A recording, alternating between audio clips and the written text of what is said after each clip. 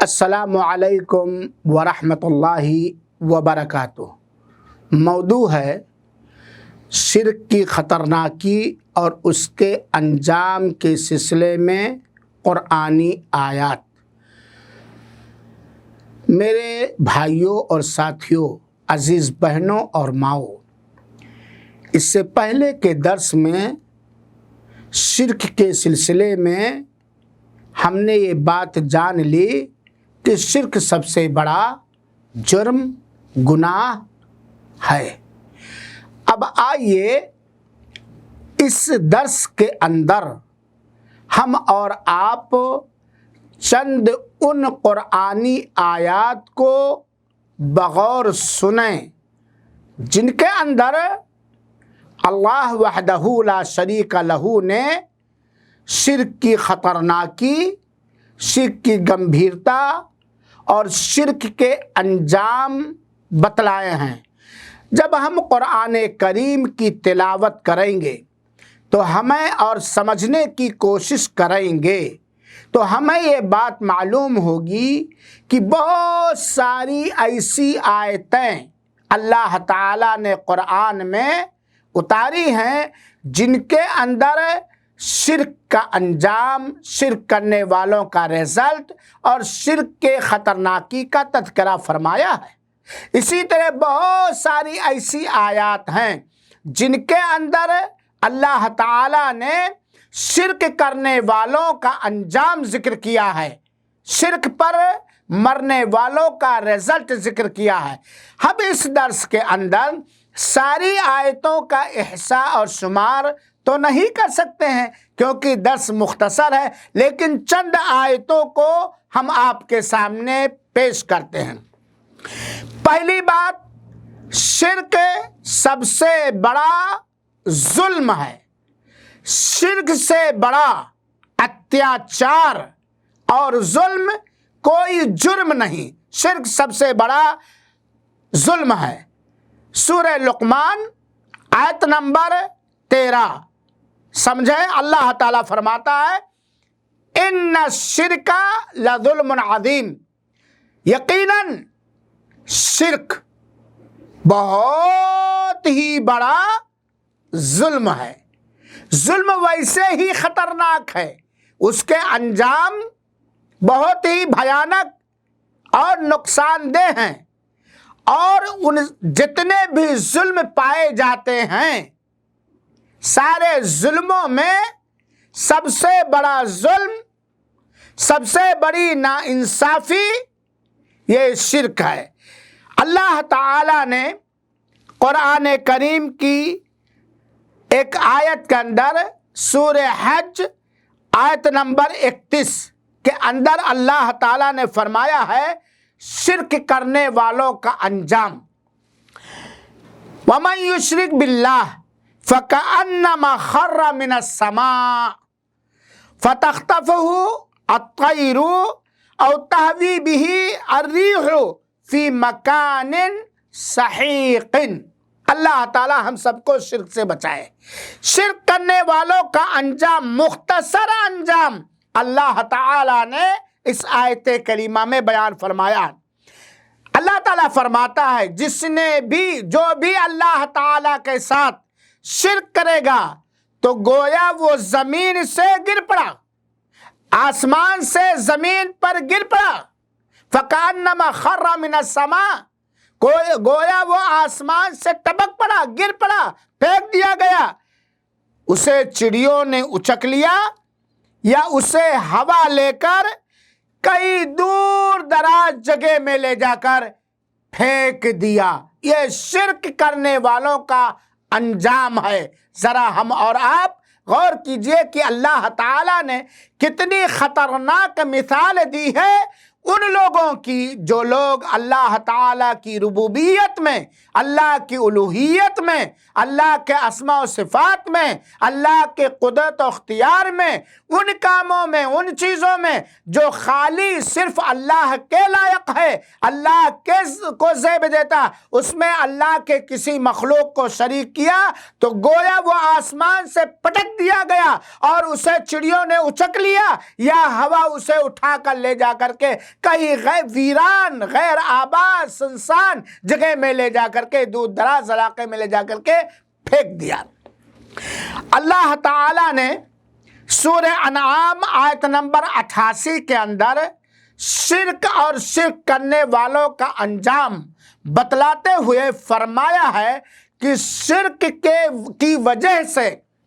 شرک کرنے والوں کا سارا عمل، سارا کرتوت، ساری اچھائیاں، ساری نیکیاں برباد کر دی جائیں گی، رائیگاں کر دی جائیں گی، بے منفعت اور بے سود کر دی جائیں گی۔ اللہ تعالیٰ نے فرمایا وَلَوْ أَشْرَكُوا لَحَبِطَ عَنْهُمْ مَا كَانُوا يَعْمَلُونَ، سورہ انعام آیت نمبر 88۔ اگر ان لوگوں نے شرک کیا تو ان کے کرتوت برباد کر دیے جائیں گے، رائیگاں کر دیے جائیں گے، بے سود اور بے منفعت کر دیے جائیں گے۔ اس آیت کریمہ سے یہ بات معلوم ہوئی کہ شرک وہ قبیح اور سب سے بڑا گناہ اور جرم ہے کہ وہ ساری نیکیوں کو برباد کر دیتا ہے، ہلاک کر دیتا ہے۔ شرک ہوتے ہوئے کوئی بھی نیکی دربار الہی میں قابل قبول نہیں ہوگی۔ اسی طرح اللہ تعالیٰ نے فرمایا وَلَقَدْ أُوحِيَ إِلَيْكَ وَإِلَى الَّذِينَ مِن قَبْلِكَ لَئِنْ أَشْرَكْتَ لَيَحْبَطَنَّ عَمَلُكَ وَلَتَكُونَنَّ مِنَ الْخَاسِرِينَ، سورہ زمر آیت نمبر 65۔ اس آیت کریمہ میں اللہ تعالیٰ نے اپنے محبوب، اللہ کی ساری مخلوقات میں سب سے عظیم رتبے والے، پہلوں کے سردار، بعد والوں کے سردار، جنہیں حمد کا جھنڈا میسر کیا جائے گا، جنہیں شفاعت کبریٰ سے سرفراز فرمایا جائے گا، جنہیں قرآن مجید عطا کیا گیا، جنہیں آخری پیغمبر بنایا گیا، ہم سب اور ہم سب کے ماں باپ ان پر قربان ہوں۔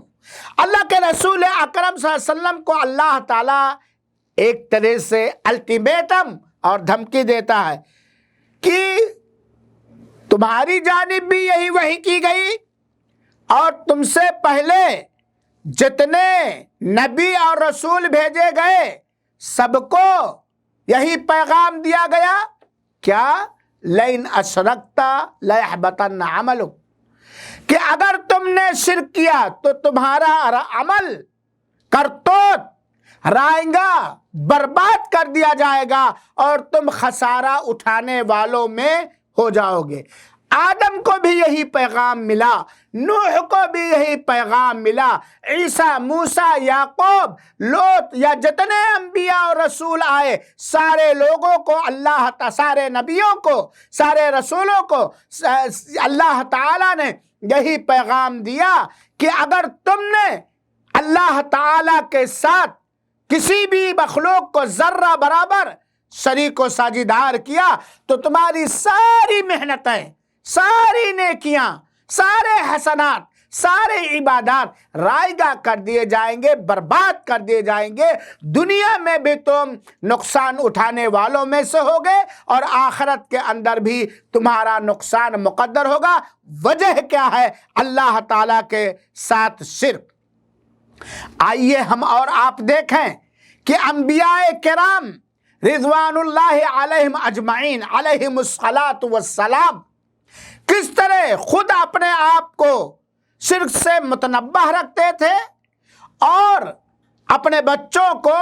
شرک سے پرہیز کرنے، دور بھاگنے کی وصیت کرتے تھے۔ امام التوحید، امام اللہ کے رسول اکرم صلی اللہ علیہ وسلم جناب محمد بن عبداللہ صلی اللہ علیہ وسلم کے بعد